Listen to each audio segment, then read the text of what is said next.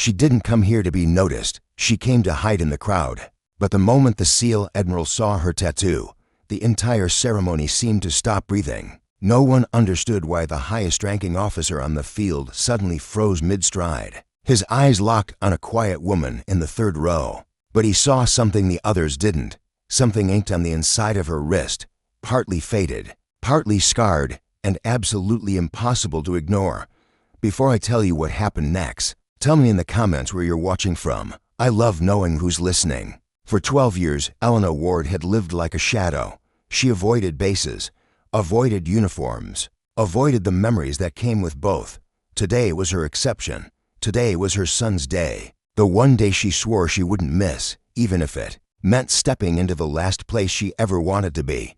She wore a simple navy dress, borrowed shoes, and her hair tied back in a way that exposed the tattoo she usually kept hidden beneath sleeves. She didn't notice it at first. She didn't notice anyone noticing, but Admiral Jonathan Hale did. He'd been walking toward the podium, rehearsing his short graduation message, when something in the sea of faces snagged his attention, like barbed wire. A symbol, an unmistakable symbol, marked on a woman's wrist, a trident, a broken circle, and beneath it, 3 numbers. Numbers that shouldn't exist outside classified records. Numbers belonging to a lost unit. A unit Elena once belonged to. There were over 600 graduates that morning, families cheering under the rising sun, scattered flags snapping in the breeze. But suddenly, a hush rippled through the front rows as the Admiral's footsteps slowed. The air grew tight, charged. Elena felt it before she saw him. She shifted slightly, clutching the program in trembling fingers. She tried to ignore the prickling at the back of her neck, the instinct that had never fully left her, even after she walked away. But when she looked up, she saw him staring directly at her, his expression unreadable, almost haunted. For a moment, she thought he might be looking past her. There were dozens of proud mothers around, dozens of tattoos in the crowd. It couldn't be hers, it couldn't be. But then his eyes narrowed, and she knew. Her pulse hammered. She forced her gaze to her son, Jake, 22, beaming in his brand new uniform, scanning the bleachers to find her. He waved. She raised her hand to wave back, then quickly lowered it, too late realizing she'd exposed the tattoo even more. From the stage, Admiral Hale inhaled sharply. A few officers behind him whispered. One asked, "Sir, is something wrong?" He didn't answer. Instead, he stepped off the platform and began walking directly toward Elena. Murmurs exploded. People craned their necks. Parents exchanged confused glances. Elena tried to stand, maybe to leave, maybe to blend back into the sea of bodies. But every movement made her more visible. Her legs felt anchored.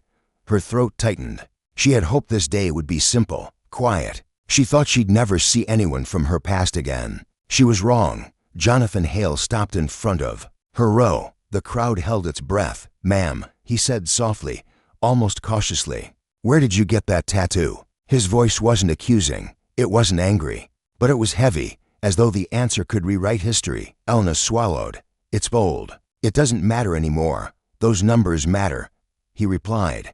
"They're the designation of the Phoenix team, a team that disappeared in Al-Qaeda 12 years ago." Parents around her gasped. Soldiers stiffened. Even the wind seemed to pause. Elena closed her eyes.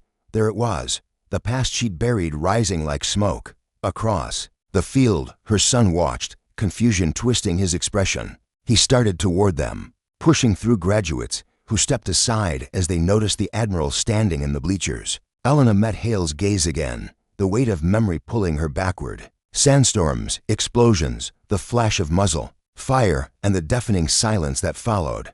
She remembered the mission briefing, the retreat that came too late, and the choice she made that cost her team everything but her life. She had survived, but survival had come with a price, one she paid every day since. Quietly, she whispered, "Why are you asking me this?"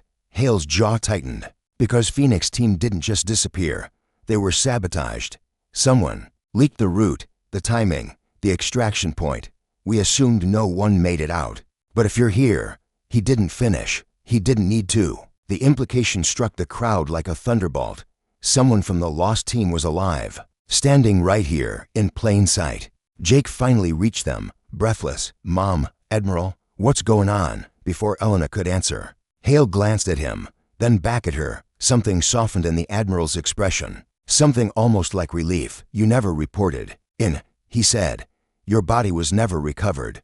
We searched for months." "I know," she murmured. "It was safer if you didn't find me." The Admiral stared at her. Safer for who? Elena's fingers twitched around her son's sleeve. The question wasn't simple. The truth wasn't easy. She felt the weight of years pressing against her ribs, urging her to stay silent, but also urging her to finally breathe. The murmuring around them swelled. More officers approached. A few graduates stood on tiptoe to see. Every eye was on her. She gently touched the tattoo. "I stayed away because someone inside the program wanted us gone. If they knew I survived, Jake would have never been safe." Jake's eyes widened. "Mom, what are you talking about?" She looked at him, and in that moment, he didn't just see his mother. He saw someone he didn't recognize. Someone forged in fire long before he was born. Hale exhaled deeply, his posture shifting. "Elena Ward, you were Phoenix 3. Elena nodded. "And if you're right about internal sabotage," he added quietly, "then the person who leaked your mission might still be inside the command structure." A thick silence followed. A moral question hung in the air like smoke. Expose the truth and risk igniting a scandal that could burn innocent people, or stay silent and let the past remain buried while danger lingered in the shadows. She felt the entire crowd watching her wrestle with it. Her heartbeat thundered. She thought of the friends she lost. She thought of her son's future. She thought of the lives that could be saved or destroyed, depending on her next words. A sharp gust blew across the field, sending a ripple through the flags and stirring dust at their feet. Then Elena lifted her chin. "I'll tell you everything," she said, "but not here. Not with families present. Not with recruits starting their lives. My past shouldn't stain their beginning." Hale nodded once, decisive, respectful. "Then we move now." He signaled his security officers. They moved with silent precision, forming a respectful but unbreakable perimeter around Elena and Jake. The graduates and their families watched in awe as the coordinated wave of uniforms swept across the yard. Jake stayed close, mind racing, but trusting her more than ever. As they walked, people stepped aside, whispering. Some looked frightened, some looked inspired, but all felt the shift, as though history itself was being rewritten in real time. Hours later, after the interview, after the confession, after the classified debriefing that stretched into the evening, Elena stepped outside the base for the first time as a free woman. Someone no longer running, no longer hiding. Jake waited beside her, hands in his pockets, sunset staining the sky behind him. "You okay?" he asked gently. She nodded. I finally am." He smiled, then wrapped an arm around her. "I knew you were strong, but Mom, you were a hero long before today." She didn't answer. Her throat tightened at the word hero, but for the first time in years, she didn't recoil from it. Behind them, Admiral Hale approached. His voice was steady, sincere. "Elena, because of what you shared today, we can finally bring the truth to light. You saved more lives than you know." For a moment, the three of them stood quietly under the fading sky. A soft breeze lifted the edge of her sleeve, revealing the old tattoo, still scarred, still faded, but now no longer a mark of fear. It was a mark of survival, a mark of truth. And finally, she no longer hid it. Because kindness doesn't vanish, it waits, and it finds its way back, just like the past, rising from silence when the world needs it most. If you enjoyed this story, let me know your thoughts in the comments, and don't forget to subscribe for more heartfelt, powerful stories just like this one.